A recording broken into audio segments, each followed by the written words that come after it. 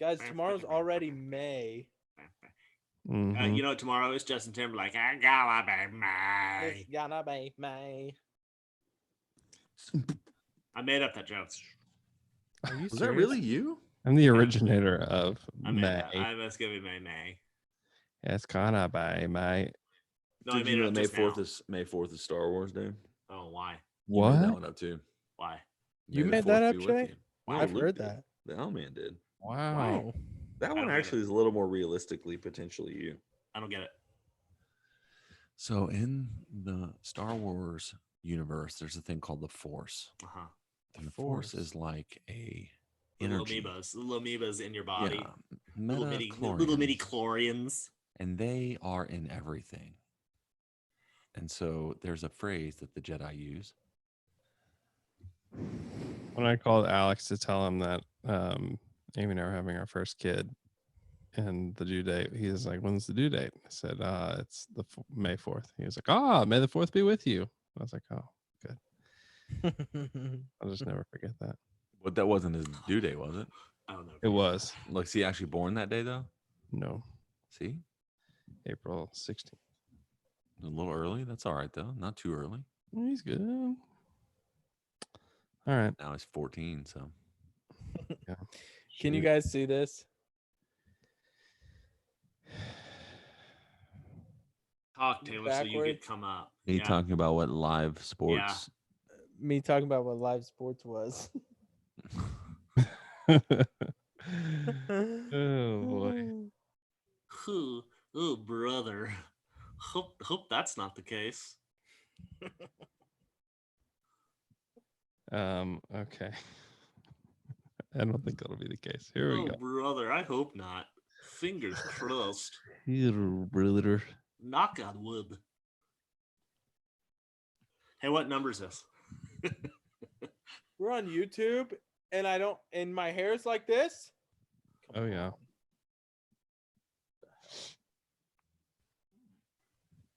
Should we just the numbers? I don't know the numbers. Scott B is watching from New 838. Zealand right now, man. 838. Yep. Cool beans. 838. You ready? Yeah. Okay, here we go. Whose dogs are barking? Oh, my dogs are barking. I've walked around a lot today. You talking about my feet? Very You much. can hear those? Hey, I'll be right back. Okay. I can't believe you can hear that. Oh, I can hear. My 'em. microphone is so low. Okay, I'm gonna turn it down even more. Can you hear me? Mm-hmm. Do I sound okay, or is it really low? Keep talking. You sound the exact same to me. Do I sound the exact same, or do I sound better, or do I sound worse? You sound fine. Okay. All right. Here we go.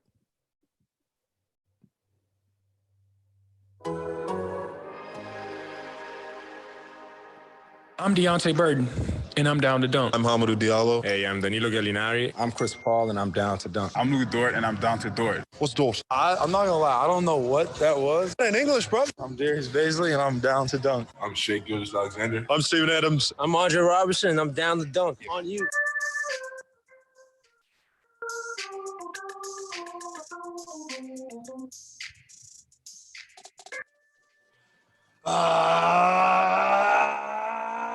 Good morning and welcome to episode 8. 3. 8. Down to dunk. I am Luke. Joined this morning by Andrew, Slam through. Taylor, We've been spending most our lives living in an Amish paradise. Churn butter once or twice, living in an Amish paradise. It's hard work and sacrifice, living in slam through. and Jay. It's Jay. Hey, we're live on YouTube. Hello to Scott B from New Zealand and What's up, M YouTube? Webb. M Webb. What's up, YouTube? What's up, guys? Brit Thanks is a for bee. watching. Thanks for listening. I got you. So, Sam Presti did a a press conference of sorts over he did not want to use Zoom. He wanted to use Microsoft Teams. You guys use Teams before? Right, yeah. No, we have it, but we don't use it. My first He wants encounter that with Microsoft Teams. money. How is it? It was fine once I got into it. Took me a minute, to be honest. But anyways, he answered some questions. Really, the only there were, I guess, a couple newsy things that he talked about. The first was that they're using the May 8th as a guideline, not necessarily saying that's exactly when the players will come back to the practice facility for the Thunder. So he said they're in communication with their players at all times, trying to figure out what's best for them, how to keep them healthy. And so we'll see if they come back to the facilities then, or who does, and if they do, how they follow the guidelines and whatnot. But that's kind of newsy. He was also asked about Billy Donovan's status within the team. He's an expiring contract, and so he said he basically was like, we've loved having him as the coach for the last 5 years. It's been great. And, I look forward to sitting down with him and discussing that after, all this is over, or if we have a season, if we don't have a season, we'll sit down and we'll have a conversation about it. So, which is kind of interesting. I think that's an interesting storyline to follow for OKC moving forward. Is Billy Donovan going to be the coach for the Thunder moving into the next Thunder era? Because he's been great this year. I think he's been underrated this year. But, what are your guys' thoughts on Billy as the coach moving forward? I think this is a lot of radio silence. I think it's the perfect situation for Billy to be the coach, to be honest. Like, the harder one was the coming in that high stress year, having 3 evolutions of the team, like all of those major things. That's the hardest part for Billy. I think a team that's young, moldable, needs to be developed. Like, I think you could see the best version of Billy Donovan. I think that's why I would say I pretty clearly could see Sam this summer extending him 3 or 4 years. I don't know, Taylor. What do you think, Tay? That's kind of what I think too. After I took that 5-second delay to think about it, I was just thinking, like, this is the best year he's had, and it's also the first year he's had without KD or Russ, right? And I think he's really shown a lot of promise, and he's actually had the ability and opportunity to show what he can do as a coach without a personality that's super controlling. Yeah, I think he's very clearly been able to work with Chris Paul. It has not felt like those Clippers teams where it's like sometimes Chris Paul's ego takes over, sometimes it's Doc Rivers' ego, sometimes it's Blake Griffin's. It has not felt like that at all. Like, it's really felt like they've been able to be a cohesive group with Billy. Yeah, I think the only thing that would make any sense for Billy not going or not continuing on for the Thunder, I think the only thing that would make sense is if Billy really wanted to go back to the college game, which I just don't. From what I've heard about the grind of recruiting and all of those, especially with the evolving one and done stuff that's changing like dramatically over this offseason, which is kind of like a buried storyline. Yeah, I think you've had 3 or 4 of the top recruits out of high school that have all signed with G League teams or are going to sign in the G League. Mm-hmm. It would be really odd for me to see or think that Billy would leave to go back to the college level, but that's the only thing that would make sense, because it for me is like, you're right, Taylor. You said all the things that make sense to me as well, where it's Billy being able to coach a team that's more, because dealing with Russell Westbrook, and don't hear this as just a condemnation of Russell Westbrook. Russ is going to be a hard player for a guy like Billy Donovan to come in and really make into his system, because you just got to deal with what you have when you come in. But Billy being able to actually create out of what he wants for a team, that's something to me that I think is actually kind of exciting. Like, seeing the fruit of a little bit of that just this season, I think would be huge. So unless there was some sort of chemistry or cultural issue that was permeating the team organization or whatever, or some of the players don't really trust or whatever what Billy's doing, which I've never sensed. I think that I would assume that he'll get some sort of extension this summer. It's also so hard for me to know if an NBA coach, it's very easy to know if an NBA coach is bad, right? It's kind of hard to know if an NBA coach is good unless it's someone like Carlisle or Popovich or these guys that have been in the league for so long. Because Phil. I mean, yeah, Phil Knight of Nike, great basketball coach. Mm. Because it's kind of like you're working with so much talent, especially if you have guys like Harden or you have guys like Chris Paul that are running the team. There's Mhm. so much talent. It's hard for us to really see what is the coach really doing, because it's probably a lot of ego management. It's probably a lot of behind the scenes stuff. It's probably a lot of keeping people happy. But it's not. It's just hard to see a lot of on the court benefits. I think that's one of the most intriguing things about coaching is you have some coaches. I think Phil Jackson, watching The Last Dance, what you see with him is he is maybe the greatest coach in the history of the NBA at managing people. He was just masterful at it in every way, and the Rodman stuff and just their connection, and some of it's just kind of his demeanor. But I think that's where he excels.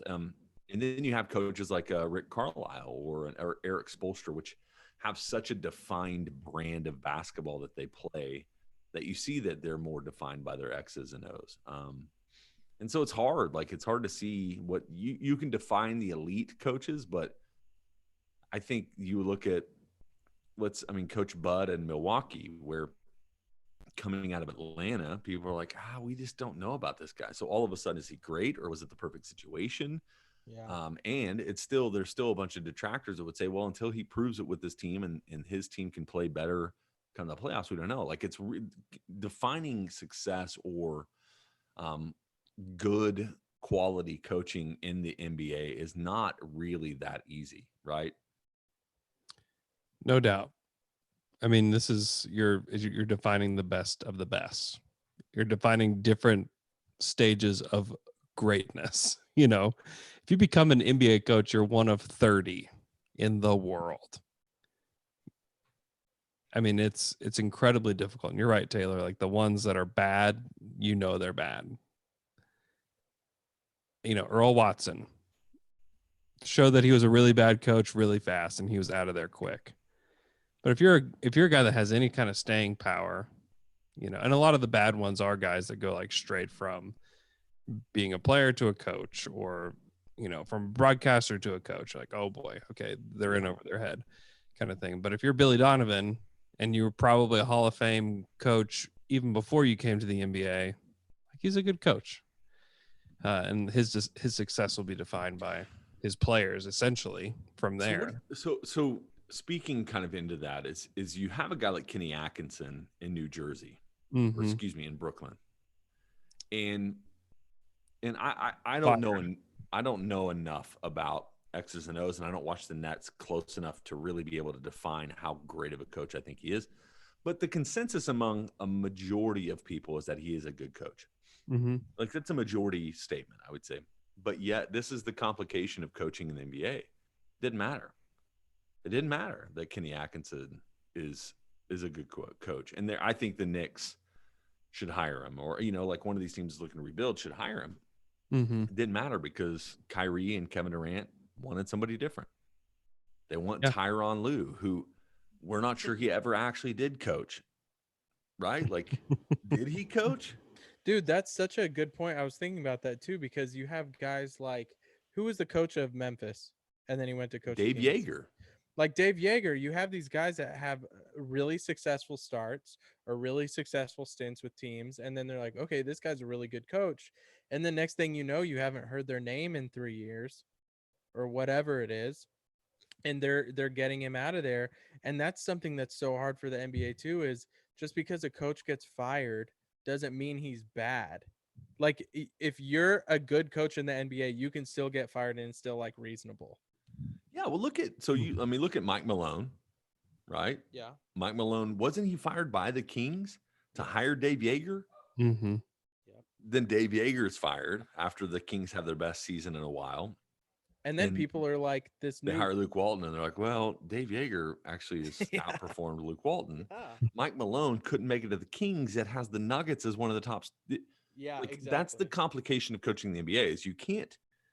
I'm assuming there are some elite coaches that maybe could take a pile of garbage and make them into a decent team, but it all matters about the 15 guys, or the 10 guys that play on your team. Like if you don't have the talent to be successful, which is why I wonder what Billy would do. Like Billy, knowing that they're in, like Sam's not holding back the plans for what this team's going to be from Sam or from Billy. And so does Billy want to endure that to where he's the guy that you get to be the one that recreates it, but you're also the one that gets to undergo the scrutiny of 3 20-win seasons, like, so that's the question. Or did Sam want Billy to be that is another question. Yeah, right. Which I don't know who, I mean, it's the same thing we said with Scott Brooks. It's like, if you're going to get rid of a coach, you always have to bring in somebody. And I just don't know who'd be in the pipeline that Sam would be excited about.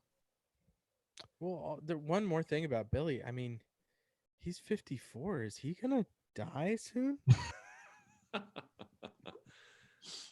Yeah, I mean, it's a good question. You have to wonder. Yeah, I think it's something to monitor. I don't know. I mean, we did have a question about it from. Oh boy, I don't have it. Oh Lord. Sorry, guys. I'll find it. But it is something certainly to monitor because I can't say with any certainty that Billy will be back next year. I think he's been really good. Cody Mankin said it. The comeback kid. Yep. Yeah, it's a good question. I don't know. Honestly, I'm so uncertain. I would put it at like 50-50 right now. Really? Whether he's back. I didn't feel like Sam gave a good enough answer to it today to make you feel like, okay, great.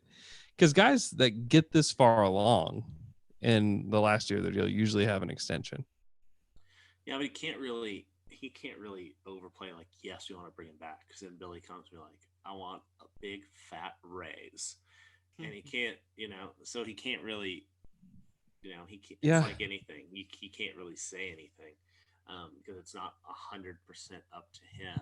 He's also said a lot. He's also said a lot by not giving him not having an extension yet.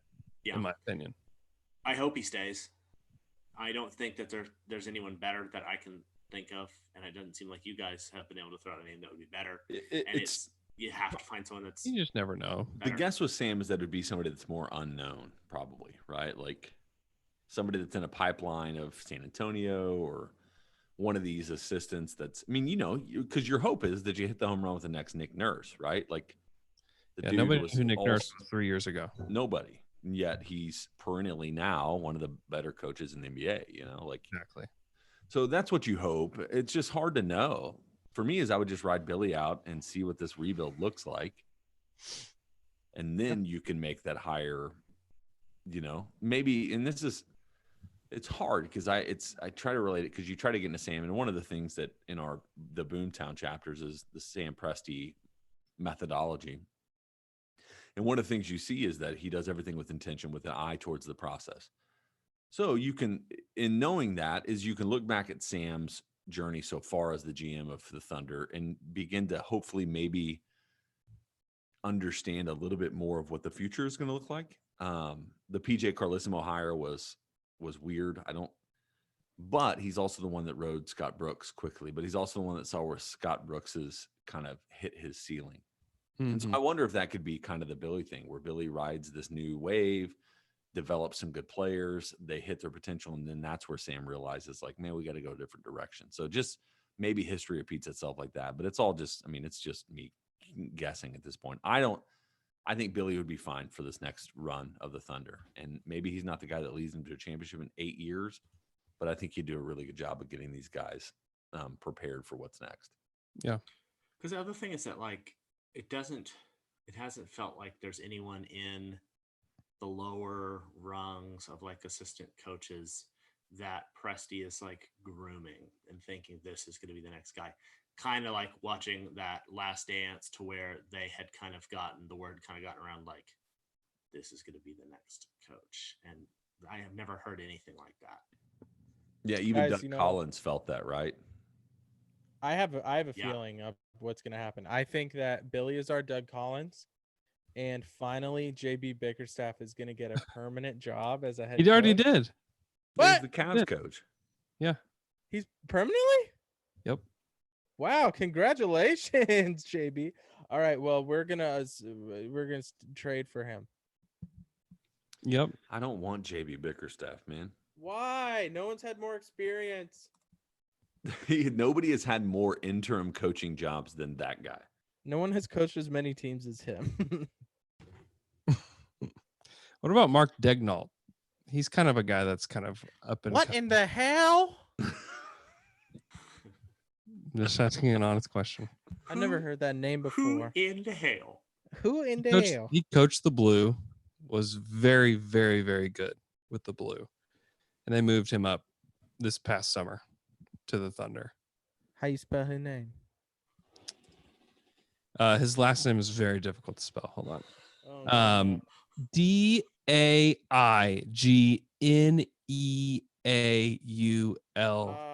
That's not a real name. That's I not a see real name. him. It's French. He's a young guy. Ooh, he looks like Presty. He looks like a coach version of Presty. I'm not saying that Mark Degnault's like the coach in waiting, but I'm just He saying, also looks like I'm Matt just saying Chandler. that I agree. Like Maurice Cheeks is not going to be the coach of the Thunder. Like those kind of things are not going to happen. No. But there are guys within like Mark Degnault's been a head coach for the Blue, brought up to be an assistant. He's got a head coach mentality. Like Dave Bliss, who's like the big man coach, he's not going to be the coach for the Thunder. Brian Keefe's on the team still. He's been an assistant coach for a long time, across the league as well with the Thunder and then with the Knicks. And, he's been in the league for a long time, still a young-ish guy. So, I mean, like they have some guys. Mike Wilkes is another. I mean, there's not guys on the Thunder bench that you could foresee being NBA. I mean, any of the guys that went to Phoenix, not Mark Bryant, obviously, but I think he's from Eastern Darko. Europe. Yeah. Yeah. I mean, I think that's not out of the question. So, Did you know Mark Degnault is on LinkedIn? He has a LinkedIn profile. I'm gonna Does see he? who else has one. wow. All the, Let's like see.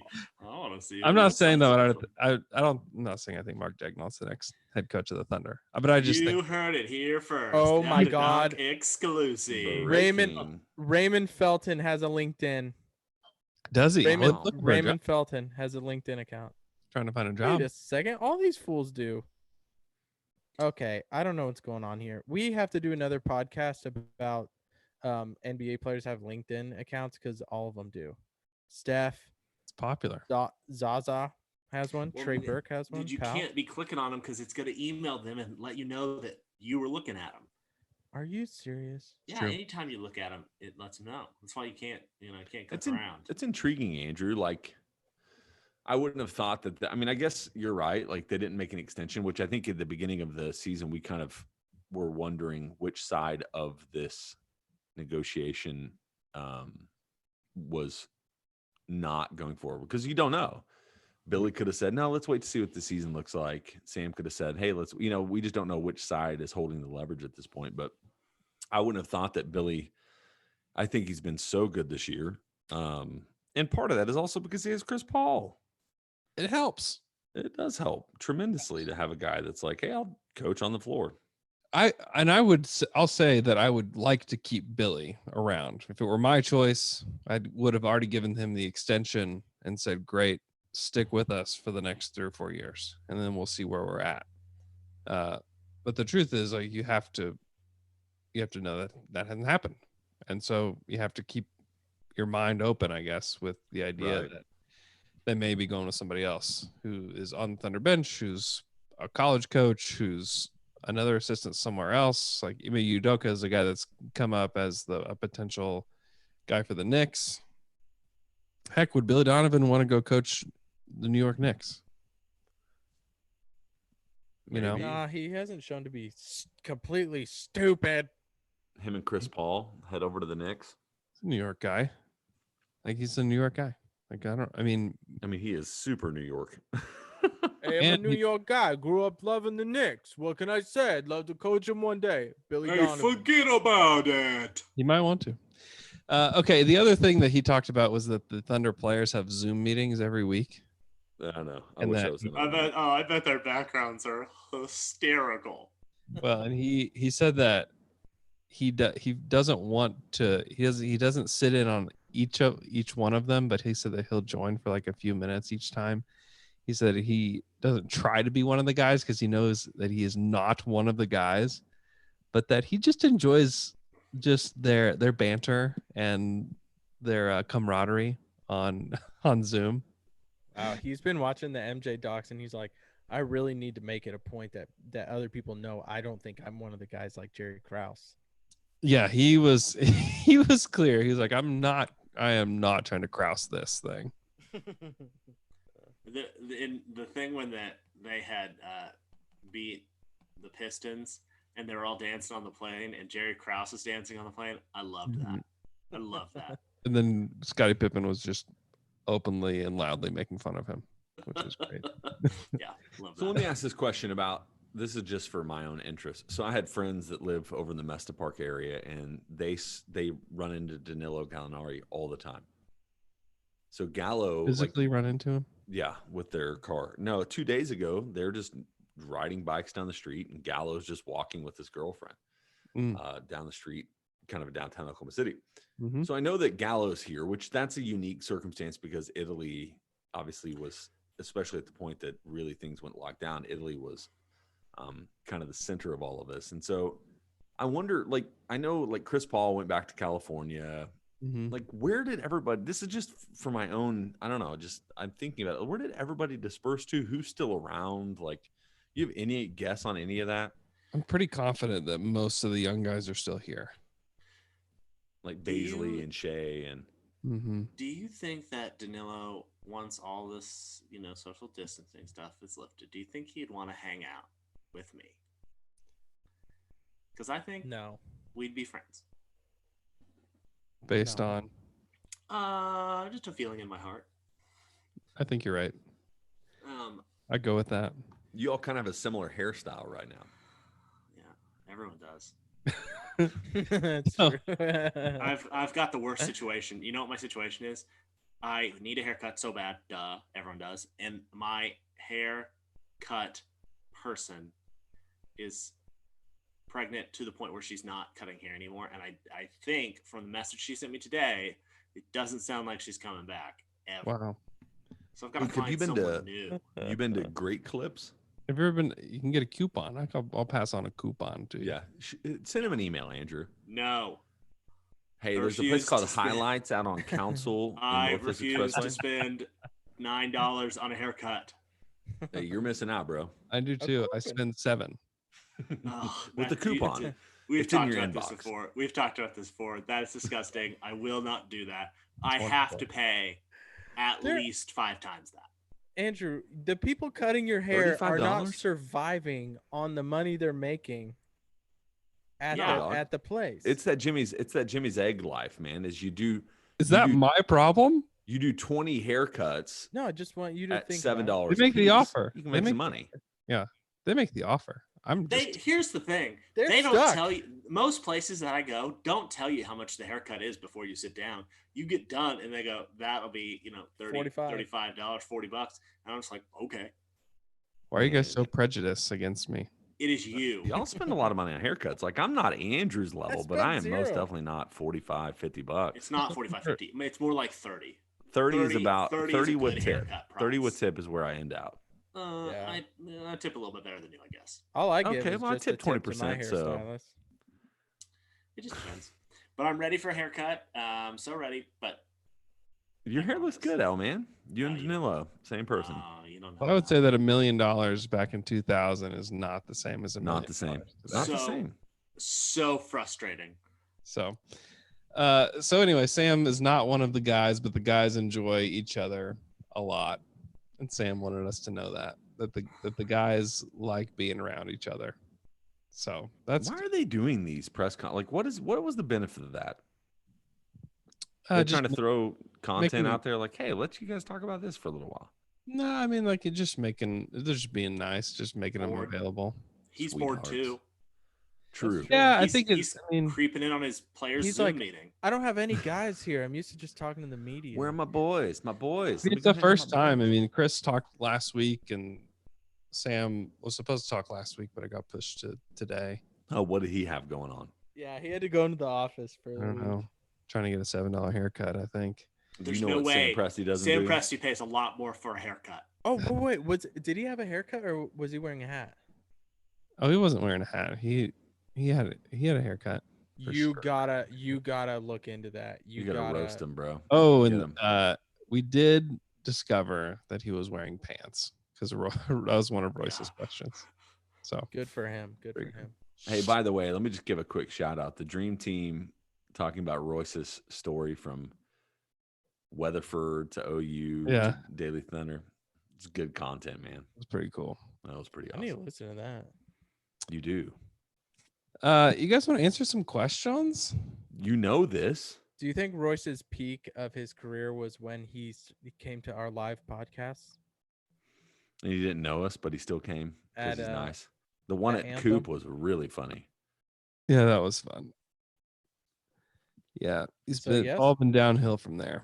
Yeah. There's nothing else.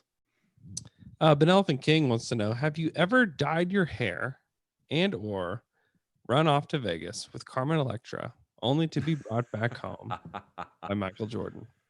That story was wild. Here's the thing. In 7th grade, I bleached my hair blonde. Yeah. It was Oh, the I cool remember. Thing. It was the cool thing. And then You had around, long hair then. You didn't. So most guys during that time had short hair. mine was pretty and long. were bleaching their hair. I did the same thing. Yeah.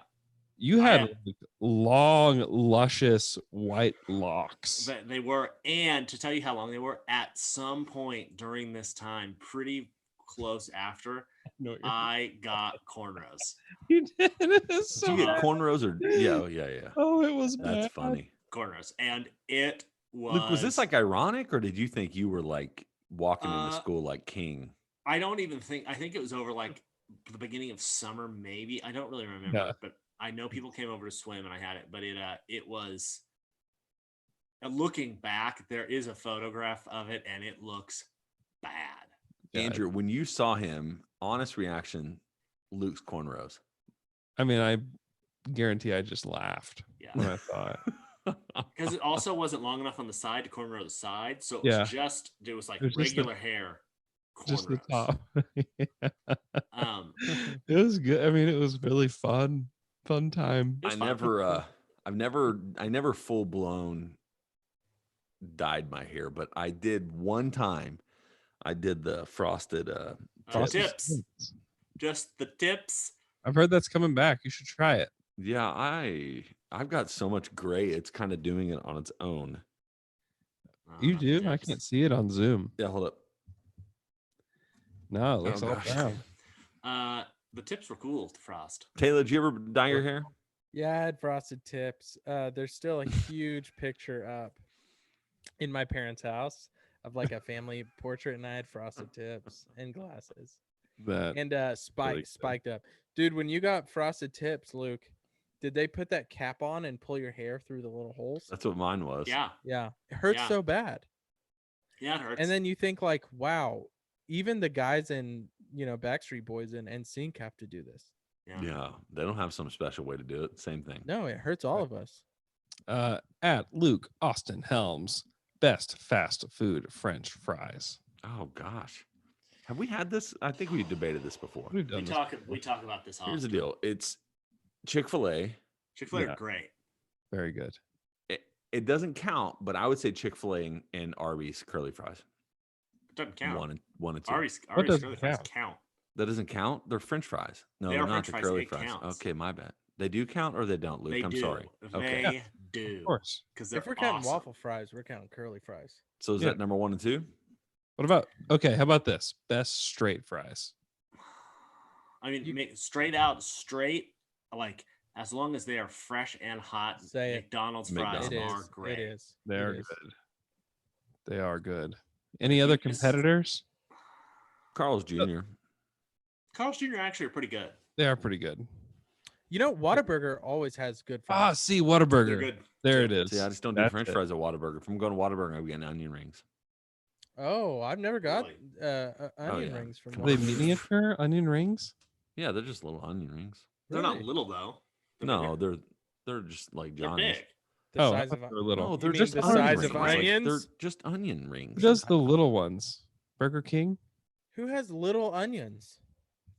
How do you make little onion rings? With smaller onions. Where are I those don't from? know. I'm Never just seen there's a small- somewhere that does little onion rings. From a small farmer's garden. I don't know. No, so Yeah. here's the deal: is they're varying sizes. So some of Whataburgers are this big. Whataburgers, Right. some of them are this big. Yeah. Some of them are this big. It's like an onion. Because if you take an onion and you just start kind of cutting it, Will you explain Oh. onions to me? What? Next question from at Smelly on a second. Fart Box What are they gonna- 88. Smelly fart bogs. Will this shortened season have negative impacts on the development of the young guys like Baisley, SGA, Dort, Hami? no. I don't know. I don't know what it's like to be a basketball player. None of us And you do. also don't know what it's like to be a basketball player in the middle of a pandemic. No. Let's do. I think you But can none of look us back. I do. mean, if we really wanted to work hard on answering this question, you could always go back to like lockout or strike seasons, and say, all right, well, these guys that were rookies this year, but development is happening. And I think that May 8th or whenever here in Oklahoma, as things start to open up, I think you'll see those guys especially being there early. Because if you think about it, like the younger people are more naturally going to be the ones that don't really feel like this is affecting them or worth their time to really do these things. And so I think you'll see those guys Oh, speak for yourself, Jay. for the most part. That's a generalization, and I'm so sorry. But what you do see is like I could see those guys being the ones that are in the gym, they're working hard. Like I don't really foresee this really impacting their development at all. Yeah. Here's the deal. Like, I mean, SGA is going to be super good. That's like locked in. Baisley, Dort, and Hami are all kind of mystery boxes at this point. I don't know. Like is Dort ever going to be able to shoot it well enough to stay on the court for 30 minutes a night? Yes. I have no idea.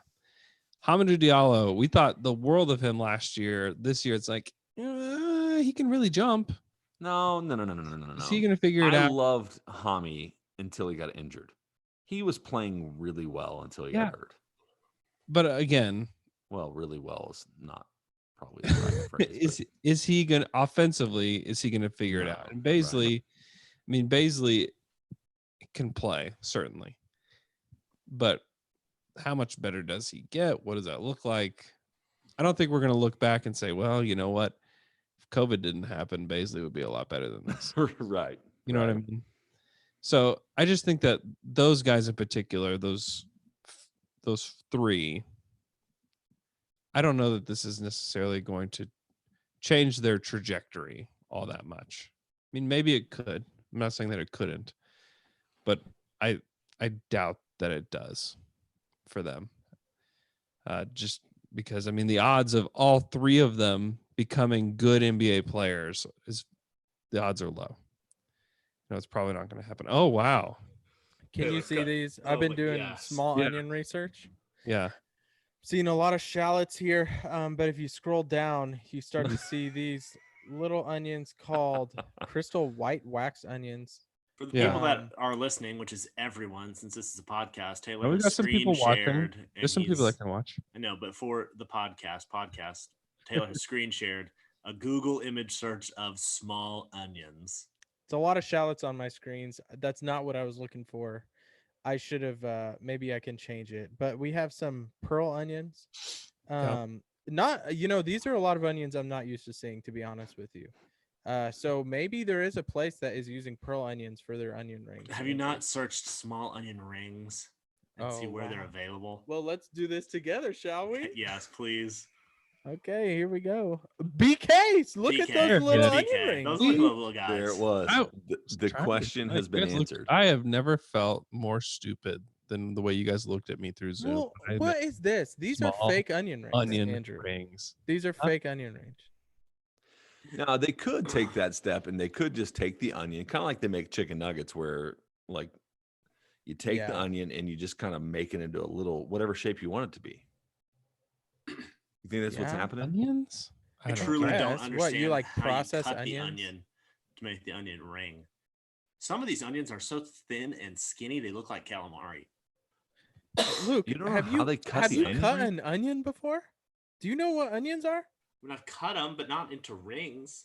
It's Just just- it is a ring. Literally the easiest way to cut the onion.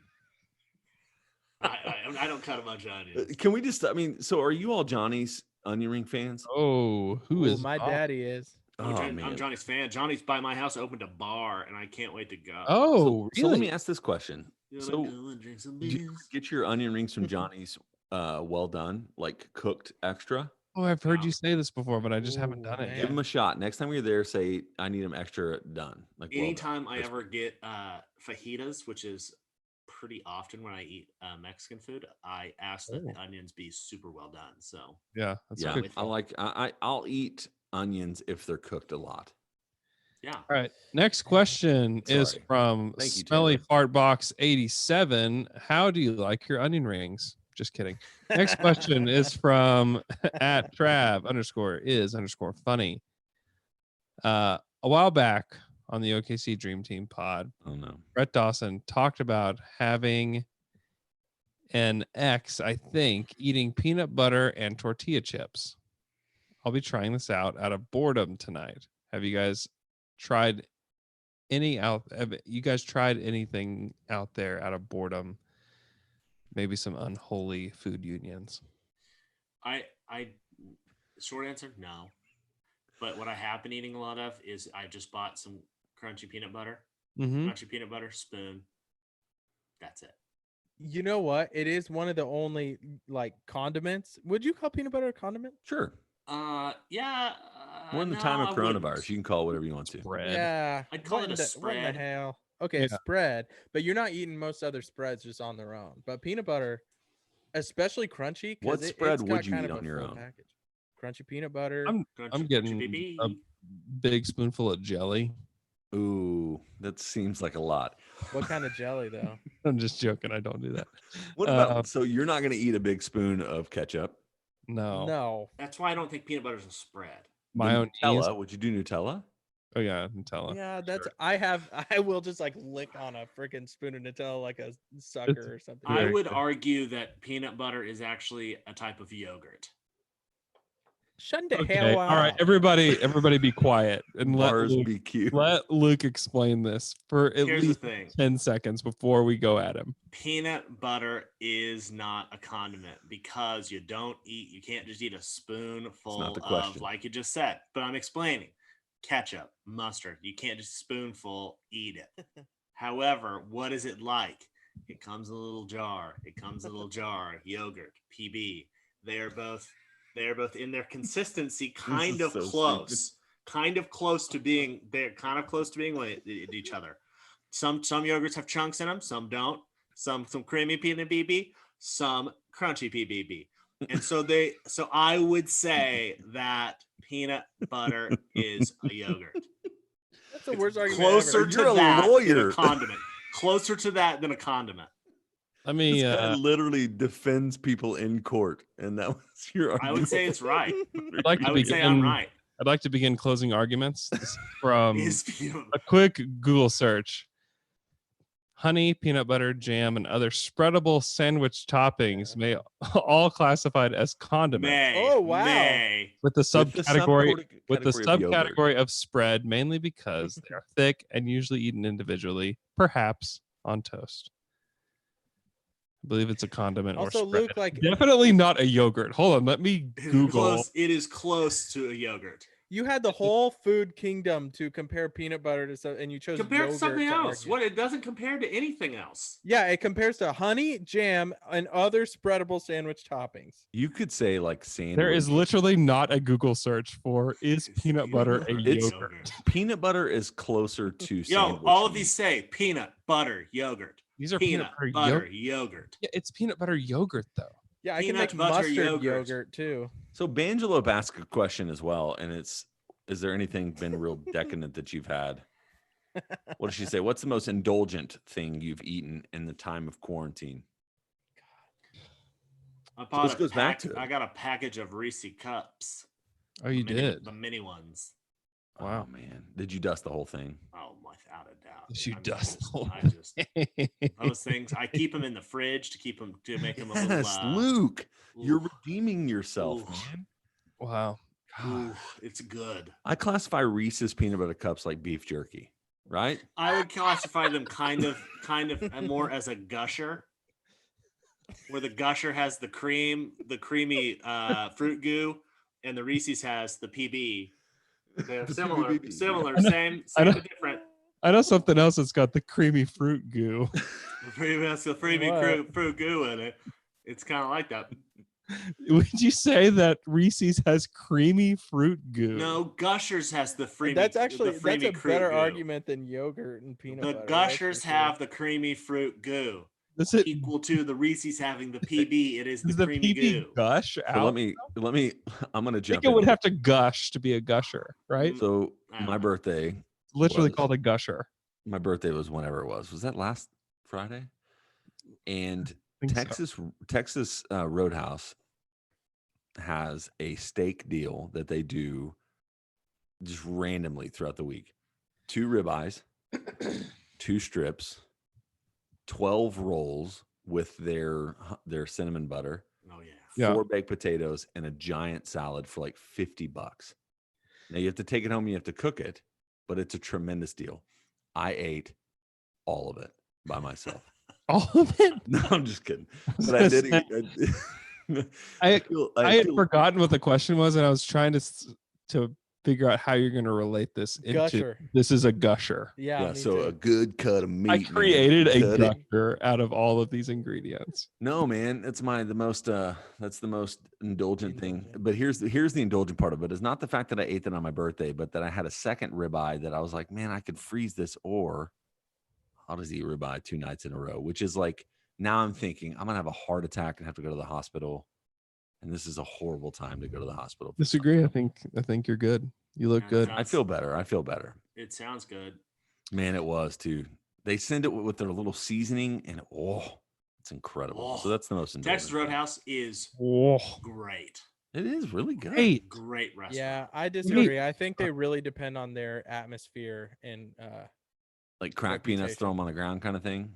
yeah, I think it's like you go Texas Roadhouse. It's an experience. It's like going to Shogun, That is you are. but that Shogun is actually not- good. I mean, not Texas Roadhouse correct. stomped Shogun into oblivion. Oh, that is a bad take. That's not right. But Texas Roadhouse is good. Andrew, jump in. Even Yogurt Boy I disagrees. with me. agree. I agree with Jay. Roadhouse is good. It That's maybe wrong, doesn't that's stomp wrong. him into the ground. I would just We- say they're equals. They're equals. We've gotten Bride by 10 a couple times because it's 50% off Freaking right half now. off. That's very indulgent. It's been we had it tonight. It was Did you do steak or what do you do? got a steak and You get the Wagyu? excuse me? You Wagyu? I did a pork chop from there. It was pretty good. The Wagyu. I don't know what that is. Dude, The also, Wagyu here's the steak. deal. Kind of Hey, steak. hey, you, Oh. Andrew, and Luke, Bira Bira Yeah. is owned by the same company. Yeah, we did Beer last that? weekend. Their What's beer- chicken what's beer parmesan. Did you do the chicken parmesan? What's beer We did, beer? we did It- pizza. It is, I bet it's 15 inches Wow. around. It's me and my son split it, and then we eat it twice. That's how big it is. What is beer beer? It's an Italian place. restaurant. Oh, In you Chisholm don't Creek. need to get a spaghetti Mm. meatball. I bet these deals are gonna go. I bet they're gonna start going away though. I was gonna say pretty soon. Also, Hatch. We did Hatch Also half. on Sunday, half off. Hey, the Mule has a freaking killer burger deal right now. They if you're do. in downtown Edmond. $25 for 4 burgers, Four a burgers, large sides. fry, and a large tot. And they have Dang. $10 32-ounce growlers.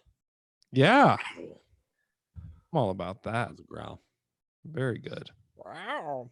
I think the most indulgent I've been so far is not with food, but I did smoke 2 Black and Milds in one night during this quarantine. Is that true? That's yeah. It was a bad idea. But I mean, it was a good idea. I was just, we're all being indulgent in our own ways. At Just on a Quest, would you sign Kyle Singler to a lifetime contract where we had to give him 10 minutes a night if that meant that the season could safely resume right now? No, not worth it. No. No, I'll just take the hit and move on to the next one. Yeah, I'll lose the season. Yeah. At Grubs, Damien, the most realistic. Now we have to answer it this way because this is how he typed it. The most realistic sing and trade team for Gallinari, and what would the trade look Yeah, like? It's a great question. It's got to be. It has West to have Side Victor Story? Oladipo because he can sing. Wasn't he on Mass Good one, Singer? Jay. Yeah, so Oladipo for Gallinari Has is to a be. good sing and trade. Another good sing and trade. Who else can?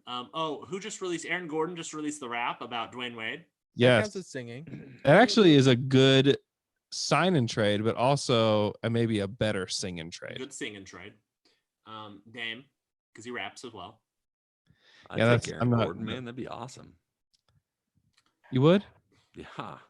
Is Dame For- the best one? For Gallo and whatever. I do Dame sing and trade for Gallo. For Gallo and CP. I don't Yep. know anybody else that sings. Remember when KD was doing like songs with Wale and stuff and had a studio in OKC? How come we never heard his songs? He didn't really. He like was on one of his singing. He was like, "Hey, Kevin Durant, Oklahoma City Thunder," and that was like it. And it was like, this is wild. Well, he was like releasing photos of You like nailed that, Luke. in the I listened to a studio. lot. I'm a huge Wale. I used to be a huge Wale guy. Me Is that too, true? Is man. that the Loved robot Wale. that eats trash? No, that's Wale. But Wale was Hey, Awesome. unpopular opinion probably, but Wall-E might be my favorite of all animated movies. It's very, very, very good. I saw it in New York Oh. at like a incredible. 2 or 3 o'clock in the afternoon performance. And so I didn't really think that's not when I normally go to the movies. So it was like me and like every babysitter and child in the New York City Upper East Side. And seeing it in a thing full of children made it so much better because their reactions were hilarious. Like they were reacting how it was made for children. It was great. Really liked it. I bet you did. Wow. Hey, That's why you got to see Marvel movies opening night too, because it's who it's made for. Dude, Nerds like me. I went to Star Wars opening night and Lord of the Rings opening night. That is the I didn't the go to sweet Star spot, Wars too. opening night this year. I saw it by myself, and it was. we were not my supposed to favorite. see it, but then I know. Oh yeah, that was the night of the Yeah, the thing shooting. that happened. Yeah, at Penn Square. Yeah, the shooting happened, and it messed up Star Wars. did. The Miami Heat are going to have $26.5 million in cap room this summer. Yikes. I'm scared. And- They're actually going to get someone. And well, think about this. They were trying really, really hard to get Gallo at the trade deadline. Maybe they're just like, screw it. We'll We just don't wait need and get trade him in for free agency. We'll get him Just free throw a bunch agency. of money at him. And Gallo, judging by the different kinds of sunglasses that he likes to wear, would probably really like Miami. Oh my god. He honestly deserves Miami. So He deserves it. throwing that out there. He doesn't have to do a sing and trade or even a sign and trade. He could just go sign right out with Miami. So It just depends what Miami's going to Right, give okay. him years wise, right? Because you're going to think this is probably Gallo's last big contract. So if Miami says we'll give you 2 years at 24, but the Thunder like we'll sign you for 3 for whatever, or we'll sign you to 4 and make it. I don't know. Like Miami still may not have the motivation to make that move, but there's more likelihood that they could. Yeah. Because even Pat Riley was, who was he? hesitating on because of the years. Because they're one of those teams that's trying to save cap room in order to try to get Giannis. Mm-hmm. And I wonder also, like, one of the things nobody really knows that's uncertain about this time is like how much the financial loss of this season is going to impact the salary cap going forward anyway. Like, there are going to be teams that have been planning to have salary cap that gets cut dramatically, I would assume, but maybe I'm crazy. I mean, there's a $2 billion potential loss this year if they don't recoup some of the season. Yep. Which makes me think that they will do something. Abso-freaking-lutely. If you had $2 billion on the line, that's like 1 million Survivor dollars. That's right. We talked about Survivor and how Jay is amazed that they still only get paid $1 million. Yeah. It's the game. It's to win the game. It's the gameplay. You're showing. I mean, it's a whole thing, Jay. You need to get into it. Yeah, I will. At _little_kiwi. What was y'all's favorite early internet website? Mine was homestarrunner.com. That was the first thing that came to my head. Was Homestar Runner was good. It wasn't the E-Bombs World. Yeah, that was probably mine. It was pretty good. That's good stuff. Pretty funny stuff. Yeah, I mean, we used to watch Homestar Runner at your house all the time, Luke. Yeah, we watched it a lot. You're talking about how you showed your kids Charlie Bit My Finger and that stuff. Mm-hmm. You should show them those E-Bombs World G.I. Joe cartoons.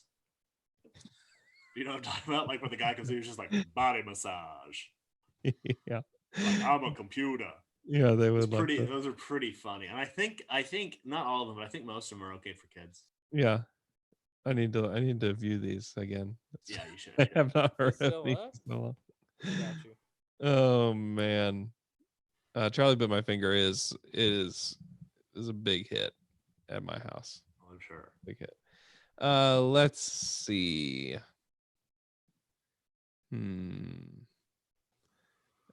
At Groom's Jeb wants to know my favorite Blink-182 song and album. I know what mine is. Mine is the party song. Oh, off of Enema of the State. Enema of the State, yeah. It's good. That's your favorite? Yes. I really like it. Really? That's a wild one. It's a good one. What's your favorite? I'm not sure. I don't know what my favorite song is. Hello there, angel from my nightmare. I was a big Dude Ranch guy. Where are you? After Take Off Your Pants and Jacket, I was a little less. That's my favorite. Of a Blink fan. That was a great one. That was good. I really liked that one. I bought the Mark, Tom, and Travis show, the live one, and my dad. Yeah. He still has it. He does, or I think he sold it with his truck that he had. Hey, let me just say this: Blink-182 hit a little bit too late in my life. I'm not a Blink. I'm not a Blinkman. You don't have one song that you like. I mean, like, the only ones I could tell you the names of. If you liked Blink-182, you loved Boxcar Racer. Oh yeah, so true. God, is that a band? True. Yeah. Yeah. Never. Hey, how about more this of a song? side project? It was a side project. Yeah. I think this song is what made Boxcar Racer. So here's your holiday. That's Blink-182. I know, but I think that's the song that they wrote, and they're like, "Holy crap, we need to make another band." This song could be a whole other band. Yeah, because that song is what Boxcar Racer was. I think it's just Tom DeLonge believing that aliens are real and pushing that to the limit is what led to Boxcar. No, that's Angels and Airwaves. Yeah, true. I think it's just pushed. I think it just pushed him out in many directions. Is what I'm saying. Here's my favorite one. Is my favorite Boxcar Racer song. Is Okay. Cat Like Thief. Yes. Which is the only one they let that guy sing, and it's so good. We used to listen to that all the time. Yeah, it's good. When is this? Like the early 2000s? Like, yeah, sophomore year, probably 2002, 2003. Yeah, we all the time. We just drive your Durango. On and on. On and on. Dude, it's pretty bad. I did once push the limits of the song "I'm Feeling This" in college. Ooh, that's a great song. Oh, Dude, tell them what you did. to dangerous levels. Ugh, Levels to where I almost had death threats. it So was I- unbelievable. I wanted to make it my number one song played on my iTunes, which was a challenge because I'd listened to many other songs many, many times because it used to like keep track of how many times you'd listen to songs. And so I decided that's going to be the song. And I'd maybe listened to it like 2 or 3 times. And so I left it on repeat and turned it up as loud as I could for maybe 2 or 3 days. In a house where 40 other people live in very close proximity to him. Who was your roommate? For Greg. Yeah, probably Greg at the time. Yeah. He was, yeah. Some people really began to enjoy it more and more as it went on. And most people, It were waves. It would have been waves. yeah, it did. Yeah. Because you'd have to go in there at some point and just listen to it a few times with you. What song is this? I'm Feeling This by Blink-182. I'm feeling this. I still like that song, man. Andrew would do that sometimes. Like there was another time in college where he said, I'm gonna stay up all night and continue to listen to Bill Nye the Science Guy theme song all night long. Not Yeah. study, stay up for study, stay up to listen to it as many times as he could. And he Sure. knows exactly, so he'd be listening to it. And like right before like certain part, he'd be like apple chomp. And then it's like the part of the song where it just goes, how? Yeah, And he knew backwards and forwards by the end of the night. it's true. I just sometimes just want to devote myself to one song. It's an honorable. I've heard this song. Is this it? That's it. I Yeah. have heard that song. Yeah, I would go crazy. Yeah, it's a great song. Okay. Yeah, sorry, we're watching the video now, everyone. Yeah. If you're... Sorry, we have. We Yeah, actually delved forgot into that this another is world. for other people. Gosh, man, that's. Yeah, are we still recording? People are gonna be loving this. I think there will be some. They're gonna be feeling this. We need all. They're feeling it. They're feeling this. Listen to their podcast. They're feeling it. Yeah, I wasn't a huge Blink-182 guy, to be real. Oh, You know great, that. Jay. Good time to bring that up. About that time, I think about that time that you all are listening to that, I was like really into like David Gray and Tracy Chapman. So that's if you want to know mine. Oh, you want to talk about Tracy? Okay, favorite Tracy Chapman song. Go. My old man's got a problem. Man. So I quit school. That's what I did. Mine is, Working at a convenience store. Give me one reason. Yeah, it's a good one. Body's too old to You know look who like I was into this. though at that time. Taylor will appreciate this. That's right when I started getting into Incubus though. I was a huge Incubus fan right there. Oh turn of man, 2000s. we're gonna gain a lot of fans and lose a lot with Incubus. guys. It's right when Yeah. Morning View, not Morning View. Crow Left of the Murder. No, it must have been Left. Morning View. It's right when that came out. 2001, huh? Yeah.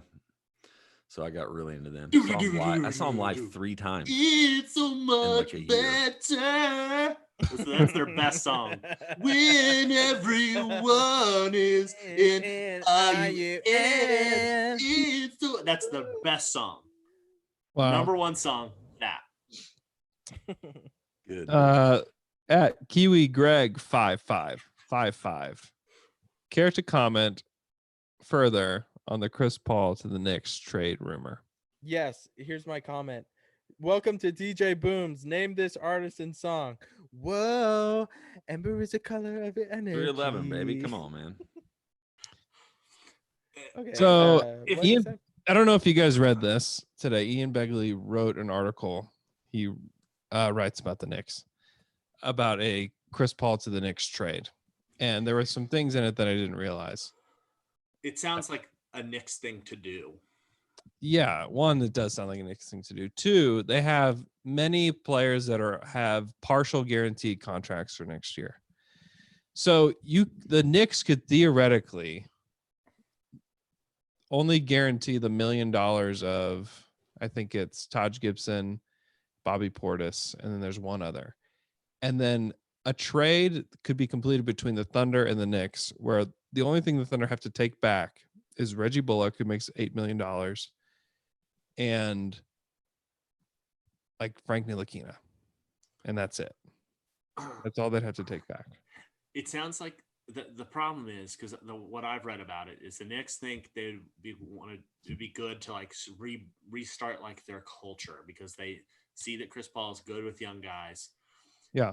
The Knicks also love drastically overpaying players that are a little bit past their best years. Yeah. Well, they have new management. Yes, but the problem that will not change is they have the same owner.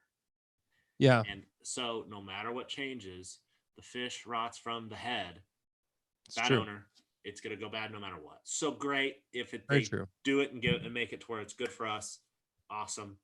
But I think this is going to happen because it sounds like something that would happen. Yeah. So Leon Rose was Chris's agent for a long time, and he's their new president of basketball ops. So really close with Chris, knows the value that Chris brings. And if the Knicks, all they had to do was give up Reggie Bullock and one of Ntilikina or Kevin Knox, and that's it. If you're the Knicks, why wouldn't you do that? And if you're Thunder, I mean, maybe you think you can get more from somebody else, but if you can get one of their young prospects, I think it would be interesting for them to bring it in, like give him a good like end of his career, start the culture, and then bring him in as like a coach or something like that. Yeah, Chris will play after this contract though. Yeah, but I mean, but they want to. But so who's going to pay him the amount that he wants to be paid? The Knicks, and not too many other places. I think he'll go play with LeBron. It makes so much sense for that to happen. They've been trying to do that for so long. But I didn't realize that there was that much money of non-guaranteed dollars out there for the Knicks. Yeah. To just waive those guys. And then the Knicks could absorb a vast majority. I mean, $30-something million of Chris Paul's contract to bring him in. Which, if I'm the Knicks, I would do that in a heartbeat, just because we've seen, and a lot of the Knicks fans, it's funny, you read the comments and they're like, not again, not trading for a guy that's over the hill again, please, no. Because you think of Amari Stoudemire, you think of Joakim Noah and all these guys that were basically brought to New York to die, as NBA players. I mean, I would hope. I mean, I think in our view of Chris was that way too. When it's like, oh great, like our Thunder era is over. Now Chris comes in and is going to end it. But the truth was that Chris came in and helped like revive something that we didn't even know was going to happen. Chris Kaman did? Chris Kaman. Did you know he's been on the Thunder this whole year? Yeah, I did. He's actually like the secret to the Thunder's success. He's the glue. Chris Kaman. He's been laying down on the bench behind the guys this whole year. But I think it's an interesting deal. And I think that it's more possible than I thought. Because if the Thunder only have to bring back Reggie Bullock and Ntilikina or Kevin Knox, who would you rather have out of those two? Oh man, probably Knox. Knox has not really been what he looked like he was gonna be though. Yeah, but I mean, I take Ntilikina. At that point, for me, I'm taking the total flyer on who has the highest potential to fit a need that matters. Yeah. Like in Shea, I mean, I may be way wrong in this. Did Shea and Knox play together? Mm-hmm.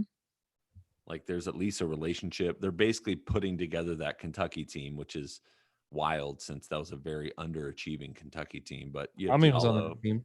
Yeah, Diallo, Shea, and Knox all play together. Whoa, so that's crazy. But you just take a flyer, like, because the benefit of that is way more that you're just. He's a big wing. The Thunder don't have any big wings. Yeah.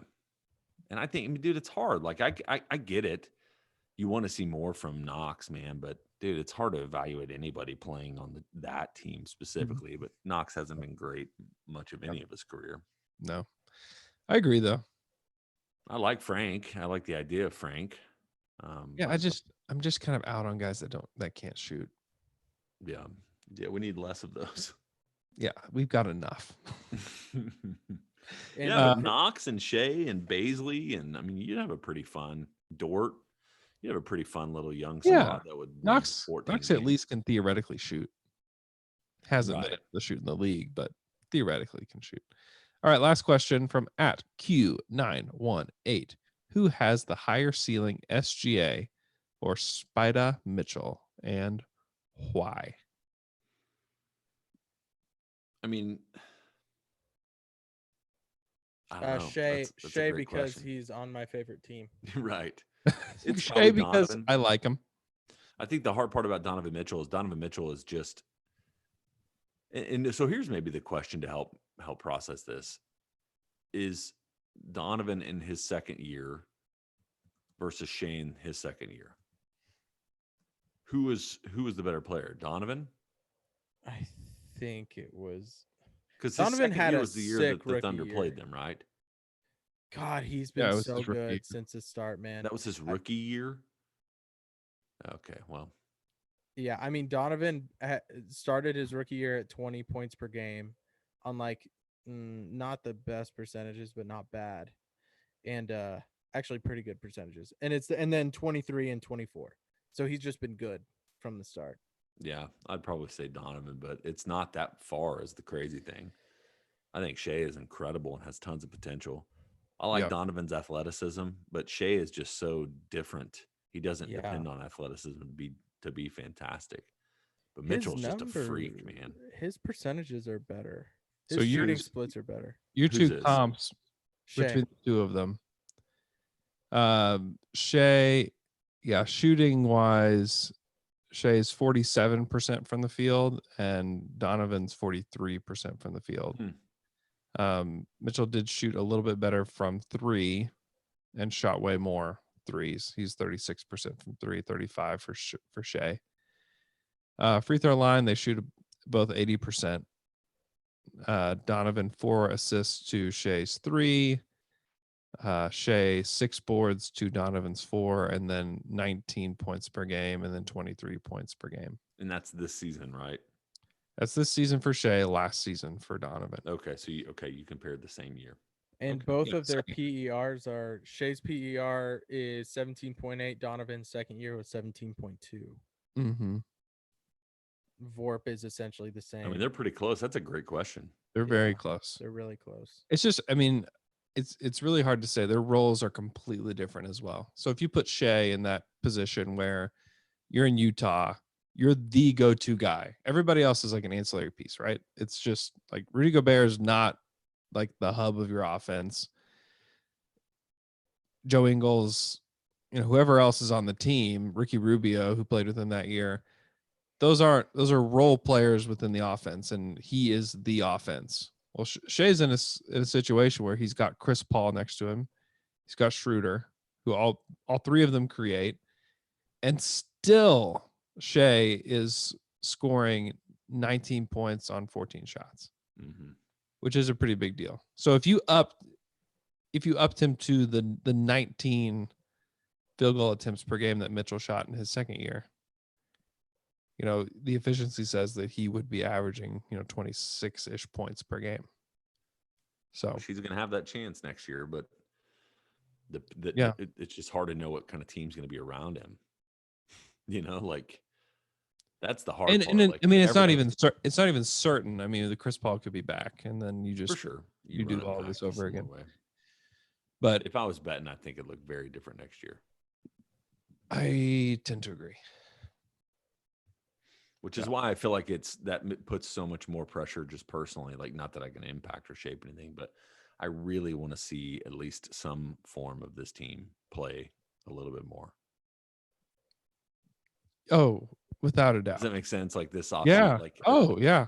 At least I know the likelihood of them playing the full rest of the regular season is pretty minimal, but let them run another 5 to 10 games and then play the playoffs. Like, yeah, I just want to see this team run just because it's been such a special and refreshing team and year. Yeah. It's made it so much more. Can they get out of the first round? I mean, yeah, absolutely. I mean, I want to see it. You want to see it happen. Yeah. If they just started the playoffs, they play Utah.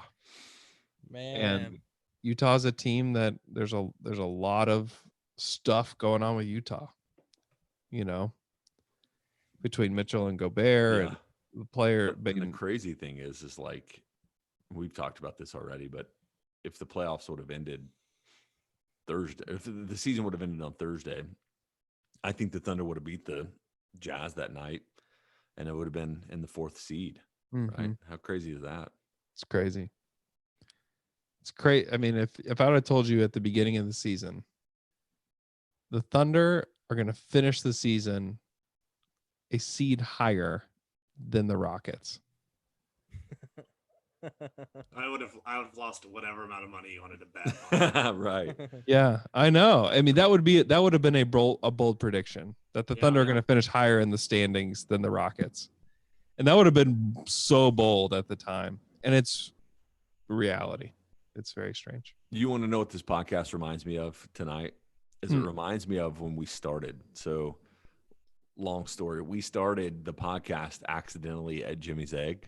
We never recorded there, but Andrew, me, Luke, and our friend Jamie would meet, and we were gathering for actually a Bible study, and it would always just evolve into this conversation about the NBA. And this feels like those conversations where it's just like, where are we going to go next? And we talk about this and we talk about this. And the only difference is that it used to be I was tired because it was 6 a.m.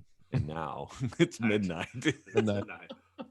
I know. We're recording this at midnight because having a roof put on my house, and there's no way to record a podcast when people are putting a roof. You get hail damage? Oh yeah. Yeah, you gotta be careful about that. I got some hail damage last year. Had to repair my roof. Yeah. I'm trying to be careful. And then, you know who comes out after the hailstorm? The vultures. Coming out one and make all the money. Sure. Lots of phone calls from roofing companies. Peanut butter is a yogurt. What a weird podcast. Andre Miller had a plus 40 net rating in the playoffs for San Antonio Spurs last season. Huh. Andre Miller played for the Spurs? Sure did. Limited. In all capacities, limited. Limited. Abort. The vultures. Andre Miller